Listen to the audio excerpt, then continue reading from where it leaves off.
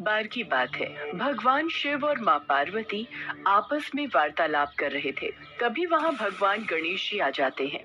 क्या बात है माताश्री, पिताश्री, आपने मुझे बुलाया? पुत्र गणेश, तुम्हारी माता तुम दोनों भाइयों के विवाह की चिंता कर रही है। वो चाहती है कि तुम दोनों भाइयों का विवाह शीघ्र हो जाए। हे माताश्री, हे पिताश्री, आप मेरी ओर से बिल्कुल भी चिंता मत कीजिए। जिस कारण से मेरे माता पिता चिंता में पड़े हैं, मैं वो कारण ही समाप्त कर देता हूँ। मैंने ये निर्णय कर लिया है कि मैं विवाह नहीं करूँगा। इतना कहकर भगवान गणेश वहाँ से चले जाते हैं। देवी पार्वती, तुम्हें दुखी होने की कोई आवश्यकता नहीं है। सब कुछ समय पर छोड़ दो। समय अपने आप सब कुछ व्यवस्थित कर देगा।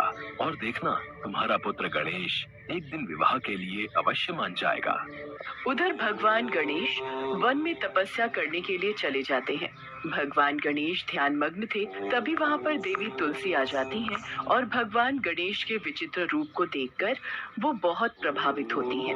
वो साधना में लीन भगवान गणेश के ध्यान को भंग करने लगती हैं, जिससे भगवान गणेश का ध्यान भंग हो जाता है। देवी, तुम कौन हो और यहाँ क्यों आई हो? मेरी ध्यान साधना में विघ्न उत्पन्न करके अच्छा नहीं किया तुमने। हे देव, मैं धर्मध्वज की पुत्री तुलसी हूँ। मेरी माता का नाम माधवी है। मैं अपने वर की खोज में यात्रा पर निकली थी। आपको देखकर लगा जैसे मेरी यात्रा का उद्देश्य पूर्ण हो गया है। आपकी विचित्र रूप ने मुझे बहुत प्रभावित किया है। मैं आपसे विवाह करना चाहती हूँ। नहीं देवी, मैं आपसे विवाह नहीं कर सकता। मैंने विवाह ना करने का प्रण लिया है। कृपया करके आप यहाँ से चली जाइए। भगवान गणेश जी ने देवी तुलसी जी से विवाह करने के लिए मना कर दिया। इस बात से तुलसी जी क्रोधित हो गई। क्रोधित हो उन्होंने गणेश जी को श्राप दे दिया। तुम आज शादी करने से मना कर रहे हो और एक समय आएगा जब तुम्हारी 2 शादी होगी और 2 पत्नियों के साथ तुम अपना जीवन व्यतीत करोगे। तुलसी जी के श्राप को कुछ समय बीता। तब तक भगवान गणेश की भी विवाह करने की इच्छा होने लगी, लेकिन उस समय कोई भी देवी देवता अपनी पुत्री का विवाह भगवान गणेश से नहीं करना चाहते थे। देवताओं का कहना था कि सभी देवी देवता इतने अधिक रूपवान हैं और गणपति देवताओं से अलग दिखते हैं, इसलिए उनसे कोई विवाह नहीं करना चाहता था। विवाह न होने से गणपति क्रोधित रहने लगे और जिस भी देवी देवता का विवाह होता उनमें विघ्न उत्पन्न करते रहते थे, जिसमें उनकी मदद उनका वाहन मूषक करता था। मूषक गणेश जी के आदेश पर देवताओं के विवाह के मंडप को नष्ट कर देता था और ऐसे में उनकी शादियों में अड़चनें पैदा हो जाती थी। सभी देवी देवता घबरा गए और परेशान होकर भगवान शिव और माता पार्वती के पास पहुँचे। प्रभु, भगवान गणेश को न जाने क्या हो गया है।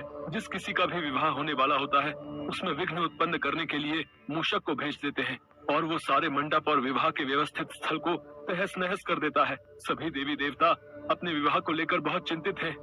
इस समस्या का हल ढूंढने के लिए आपको ब्रह्मा जी के पास जाना होगा। वही इस समस्या से निकलने का समाधान बता सकते हैं। इसके बाद सभी देवी देवता ब्रह्मा जी के पास गए और अपनी समस्या बताई। हे ब्रह्मदेव, कुछ कीजिए। अब आप ही समस्या का कोई समाधान बता सकते हैं। आप सभी को घबराने की कोई आवश्यकता नहीं है। हर समस्या का समाधान अवश्य होता है। इतना कहते ही भगवान ब्रह्मा जी ने योग से 2 पुत्रियों को उत्पन्न किया और उनका नाम रिद्धि सिद्धि रखा। मैंने तुम दोनों को जिस उद्देश्य से उत्पन्न किया है, वो तुम दोनों को सदैव स्मरण रखना है। रिद्धि सिद्धि, तुम दोनों पुत्रियों को ध्यान रखना है कि जब भी भगवान गणेश किसी देवी या देवता के विवाह में विघ्न डालने लगे, उस समय उनका ध्यान किसी और विषय पर केंद्रित कर देना, ताकि गणेश जी की वजह से विवाह में विघ्न न आए। जी ब्रह्मदेव, हम आपकी इस बात को सदैव स्मरण रखेंगे। ब्रह्मदेव, आपने जो कार्य हमें करने के लिए उत्पन्न किया है, हम उस कार्य में अवश्य सफल होंगे। इसके बाद ब्रह्मा जी रिद्धि सिद्धि को लेकर गणेश जी के पास पहुंचे। भगवान गणेश, मैं चाहता हूँ आप मेरी दोनों बेटियों रिद्धि और सिद्धि को शिक्षा का ज्ञान दीजिए। ये तो मेरा अहोभाग्य है ब्रह्मदेव। मैं इन दोनों को शिक्षा अवश्य दूंगा। ब्रह्मा जी के कहने पर भगवान गणेश रिद्धि सिद्धि को शिक्षा देने लगे। एक दिन जब भगवान गणेश रिद्धि सिद्धि को ज्ञान की बातें समझा रहे थे, तभी वहाँ उनका वाहन मूषक आ जाता है। प्रणाम प्रभु, मैंने पता लगाया है स्वर्ग लोक में फिर किसी देवता का विवाह होने वाला है। मुझे आज्ञा दीजिए कि मुझे क्या करना है। प्रभु, मुझे ये प्रश्न समझ नहीं आ रहा। कृपया करके मुझे इस प्रश्न को भली भांति समझा दीजिए। रिद्धि, पहले मुझे गणेश जी से प्रश्न पूछने दो। पहले मैंने उनसे प्रश्न किया है। अरे तुम दोनों आपस में यूँ झगड़ा ना करो, मैं तुम दोनों के प्रश्नों का उत्तर दूंगा। प्रभु का ध्यान तो मेरी ओर है ही नहीं, तो ठीक है, मैं भी अपने में मस्त रहता हूँ। कुछ समय तक इसी तरीके से रिद्धि सिद्धि गणेश जी का ध्यान दूसरे विषयों पर लगाती रही। एक बार गणेश जी की नजर अपने वाहन मूषक पर गई। तुम यहाँ बैठकर लड्डू खा रहे हो? तुम्हें तो मैंने देवताओं के विवाह में विघ्न डालने का कार्य सौंपा हुआ था। प्रभु, मैंने आपको कई बार स्मरण कराने की कोशिश की, पर रिद्धि सिद्धि आपका ध्यान अपनी ओर केंद्रित कर देती थी, और आपके आदेश के बिना मैं कोई कार्य नहीं कर सकता प्रभु। इसी कारण सभी देवी देवता किसी भी विघ्न के बिना अपने विवाह को संपन्न कर रहे हैं। भगवान गणेश को ध्यान आया कि रिद्धि सिद्धि की बातों में लगकर सभी देवी देवताओं का विवाह हो गया और वो अविवाहित रह गए, तो उन्हें बहुत क्रोध आया। इसका पता लगने पर भगवान ब्रह्मा जी रिद्धि सिद्धि के साथ गणेश जी के समक्ष प्रकट हुए। हे गणेश, आप अपने क्रोध को शांत कीजिए। मैं आपके समक्ष अपनी दोनों पुत्रियों रिद्धि सिद्धि के विवाह का प्रस्ताव लेकर आया हूँ। कृपया करके इसे स्वीकार कीजिए। भगवान गणेश ने ये प्रस्ताव स्वीकार किया। इसी के साथ देवी तुलसी का श्राप सच साबित हुआ। भगवान गणेश के 2 विवाह हुए और उनकी 2 पत्नियां रिद्धि और सिद्धि हुई, जिनसे उनके भविष्य में 2 पुत्र शुभ और लाभ भी हुए। साथ ही एक पुत्री यानी देवी संतोषी भी हुई।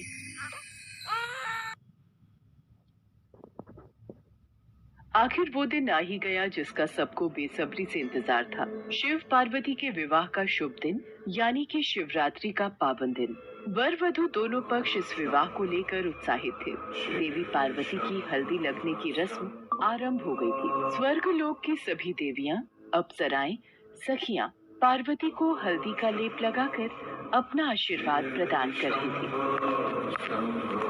पार्वती, ये आपके विवाह का जोड़ा महारानी ने भिजवाया है। देखिए कितना सुंदर है। सचमुच? देखो पार्वती, कितना सुंदर विवाह का जोड़ा है। इस पर तो जड़ाऊ हीरे और सोने की कढ़ाई है। महारानी ने कहा है बारात के आने से पहले पार्वती को तैयार करना है। जया विजया, अभी बारात आने में कितना समय बाकी है? अभी तो कुछ समय बाकी है पार्वती। तभी देवी लक्ष्मी और देवी सरस्वती भी कक्ष में आ जाती हैं। देवी पार्वती, ओहो, महादेव से मिलने की इच्छा में प्रतीक्षा के ये पल काटना कठिन हो रहा है। देवी लक्ष्मी, आप भी इन्हीं की तरह मुझे सताने लगी। अच्छा ठीक है। जया विजया, सर्वप्रथम पार्वती की हल्दी की रस्म होगी। तत्पश्चात पार्वती स्नान करके 16 श्रृंगार से तैयार होगी। हाँ, ये देखो, भिन्न भिन्न प्रकार की सुगंधित खुशबू से परिपूर्ण ये हल्दी का लेप। उधर शिव जी तो भोले भाले थे। उन्हें कौन बताए कि दूल्हा कैसे तैयार होगा। उन्होंने अपने पूरे शरीर पर भस्म लीप ली और सभी शिवगण तो उन्हें उस रूप में ही देखते आए थे। उन्होंने शिव जी के उस रूप की बहुत प्रशंसा की। शाम के वक्त शिव की बारात निकलनी शुरू हो जाती है। इस बारात में देव, दानव, भूत, नाग, नागिन सब बाराती बने। उधर देवी पार्वती भी 16 श्रृंगार करके तैयार हो चुकी थी। बारात आ गई, चलो सब देखने चलते हैं।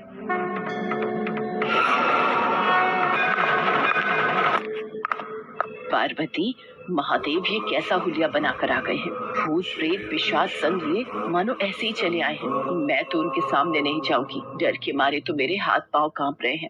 माँ, आप चिंता मत करो, मैं महादेव को समझाती हूँ। जब मैनावती ने महादेव की आरती उतारने से मना कर दिया तो स्वयं पार्वती जी महादेव को समझाने उनके पास गई।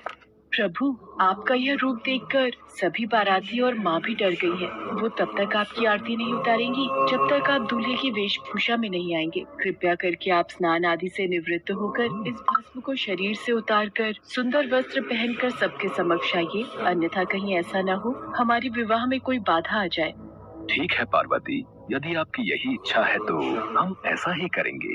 पार्वती की बात को मानते हुए महादेव तैयार होकर बहुत ही सुंदर दूल्हे के रूप में सबके समक्ष आते हैं। रानी मैनावती महादेव के उस रूप को देखकर बहुत खुश होती है। इसके पश्चात वर वधू दोनों की वंशावली घोषित की जानी थी। एक राजा के लिए उसकी वंशावली सबसे अहम चीज होती है, जो उसके जीवन का गौरव होता है। तो पार्वती की वंशावली का बखान खूब धूमधाम से किया गया। फिर पार्वती के पिता हिमवान ने शिव से अनुरोध किया। महादेव, कृपया अपने वंश के बारे में कुछ बताइए।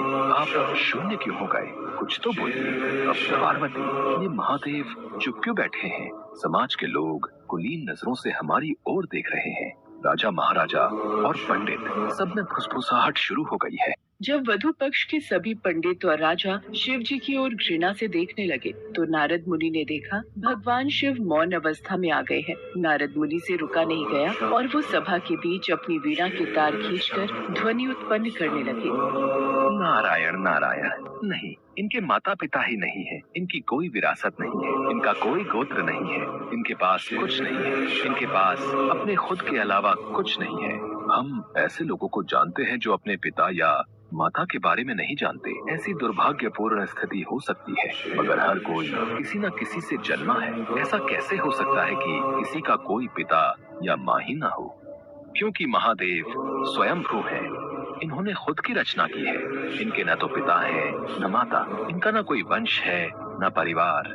ये किसी परंपरा से ताल्लुक नहीं रखते और न ही इनके पास कोई राज्य है। इनका न तो कोई गोत्र है और न ही कोई नक्षत्र, न कोई भाग्यशाली तारा इनकी रक्षा करता है। ये इन सब चीजों से परे हैं। ये एक योगी है और इन्होंने सारे अस्तित्व को अपना एक हिस्सा बना लिया है। इनके लिए सिर्फ एक वंश है, ध्वनि। अस्तित्व में आने वाली पहली चीज थी ध्वनि। इनकी पहली अभिव्यक्ति एक ध्वनि के रूप में है। ये सबसे पहले एक ध्वनि के रूप में प्रकट हुए। उसके पहले ये कुछ नहीं थे। यही वजह है कि मैं ये वीणा के तार खींच रहा हूँ। देवर्षि नारद ने जब भगवान शिव के अस्तित्व की व्याख्या की तो वहाँ उपस्थित पूरी सभा शिव जी के चरणों में नतमस्तक हो गई। राजा हिमवान को भी अपना उत्तर मिल गया था। देवी पार्वती भी आज अपने ऊपर गर्व कर रही थी। कुछ देर बाद सभी रस्मों के साथ शिव पार्वती का विवाह। सभी मेहमानों के लिए ढेरों पकवान का प्रबंध था। सभी बाराती भोजन खाने में व्यस्त थे।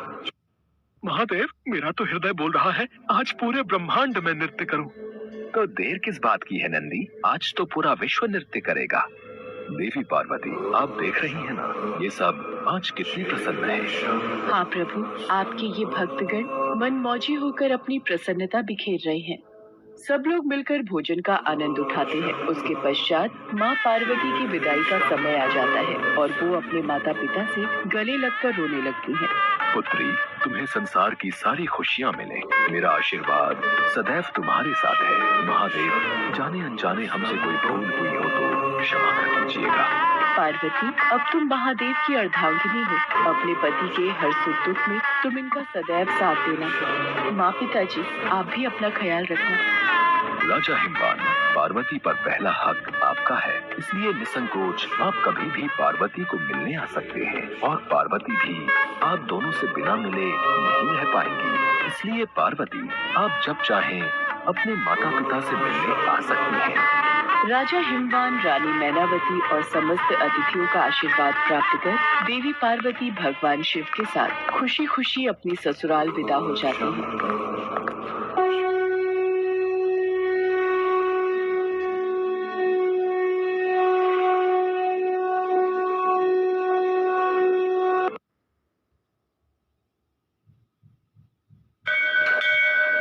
पंडित जेठानंद जी भगवान भोलेनाथ के बहुत बड़े भक्त थे।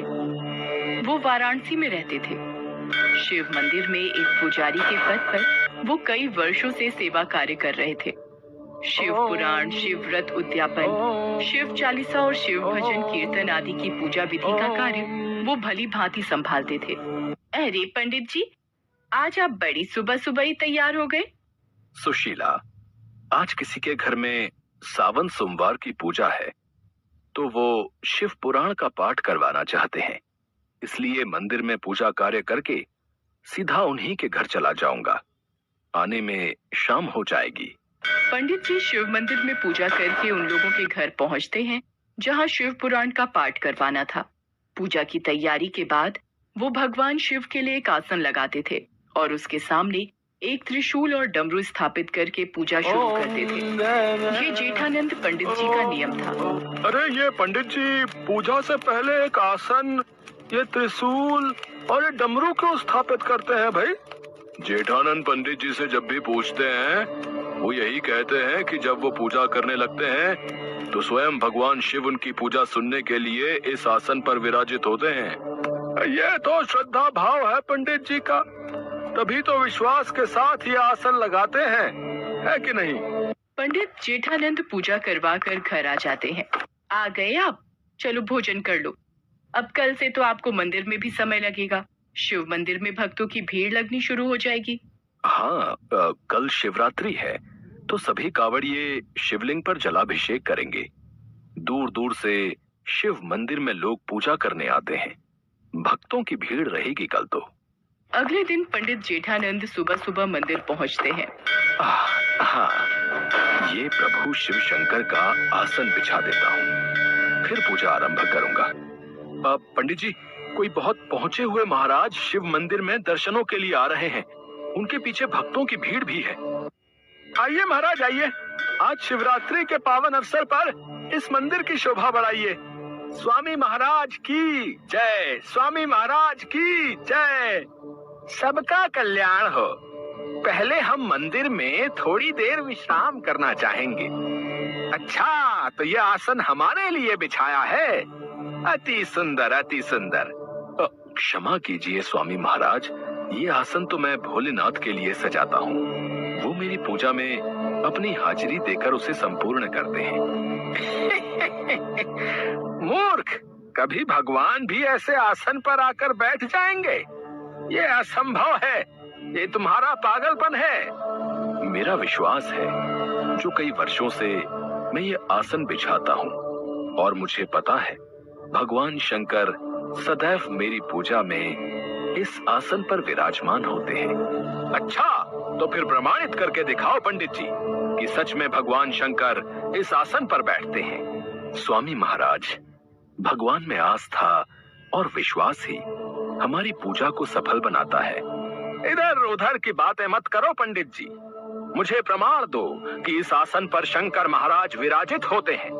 मैं भी तुम्हारी भक्ति में शक्ति देखना चाहता हूँ कि तुम में भला ऐसा क्या है जो सिर्फ तुम्हारे कहने पर भगवान स्वर्गलोक को छोड़कर यहाँ तुम्हारी पूजा में बैठने आ जाते हैं। स्वामी महाराज, आपको प्रमाण चाहिए तो मुझे कल तक का वक्त दीजिए। पर मैं कैसे विश्वास कर लूं कि पंडित जी आप कोई चालाकी नहीं करेंगे? अगर आपको मुझ पर विश्वास नहीं है तो आप ही आसन अपने पास रखिए और कल जब मैं इसे पूजा के समय यहाँ रखूंगा, बस आप इसे यहाँ से उठाकर कहीं और रख देना, आपको प्रमाण मिल जाएगा। ठीक है, यदि तू सच्चा भक्त होगा तो मैं तेरा सेवक बन जाऊंगा, और यदि तू असफल रहा तो तू इस मंदिर को छोड़कर चला जाएगा। मुझे आपकी शर्त मंजूर है स्वामी महाराज। स्वामी महाराज को आसन सौंपकर पंडित जी घर आ जाते हैं। लोग इस विषय में बातें करने लगते हैं।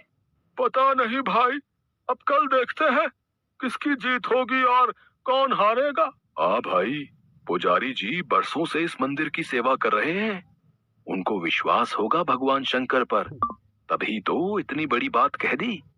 देखते हैं कल क्या होगा। उधर स्वामी महाराज अपने एक चेले से बातें करने लगते हैं। मुझे पता है, ये पंडित बरसों से मंदिर में चढ़ रहे दान दक्षिणा पर कुंडली जमाए बैठा है। अब इस पंडित की सच्चाई सबके सामने लाने का वक्त आ गया है। स्वामी महाराज, आपने बिल्कुल सही शर्त रखी है। कल इस पंडित का भांडा फूट ही जाएगा। हाँ, फिर तो सब लोग आपकी वाहवाही करेंगे। हाँ। पंडित जेठानंद भी घर आ जाता है। सुशीला पूछती है। पंडित जी उसे सारी बात बताते हैं। सुनो जी, आप तो भगवान भोलेनाथ के परम भक्त हो और भोले भंडारी के होते हुए आपको चिंता की क्या आवश्यकता। हाँ सुशीला, मैंने तो सब कुछ भोले बाबा पर छोड़ दिया है और मैं जानता हूँ वो मेरे विश्वास की लाज जरूर रखेंगे। पंडित जी भगवान शंकर को याद करते हैं। हे भोलेनाथ, हे परमेश्वर, कल आपके भक्त की परीक्षा है और मुझे पता है कि आप मेरी सहायता जरूर करेंगे। अगले दिन पंडित जेठानंद मंदिर पहुंचते हैं। स्वामी महाराज पहले से ही मंदिर में पहुंचे हुए थे। आइए पंडित जेठानंद जी, आप ही का इंतजार हो रहा था। चलिए, ये रहा भगवान शिव का आसन, लगाइए इसे और पूजा शुरू कीजिए। देखें भगवान यहाँ विराजेंगे या नहीं। ओम नमः शिवाय, ओम नमः शिवाय। हे शिव शंकर, यदि मैं सच्चे हृदय से आपका नाम लेता हूँ, यदि मैंने अपने शिव शंभू की सदैव सच्चे मन से पूजा की है, तो मेरे भोलेनाथ आज यहाँ विराजो। हे नीलकंठ, आज यहाँ विराजो। पंडित जी शंकर भगवान का स्मरण करके मंत्र जाप कर रहे थे। स्वामी महाराज तो बस इसी इंतजार में थे कि कब पंडित जी का विश्वास टूटे और वो पंडित जी को झूठा साबित करे। तभी स्वामी महाराज, यदि आपको लगता है भगवान शंकर इस आसन पर नहीं बैठे, तो क्या आप इस आसन को उठाकर दूसरी जगह रख सकते हैं? अरे, इसमें कौन सी बड़ी बात है। रुको, अभी इस आसन को वहां सामने रख देता हूँ। दूध का दूध, पानी का पानी अभी हो जाएगा। अरे, ये आसन उठ क्यों नहीं रहा? ये तो टस से मस भी नहीं हो रहा।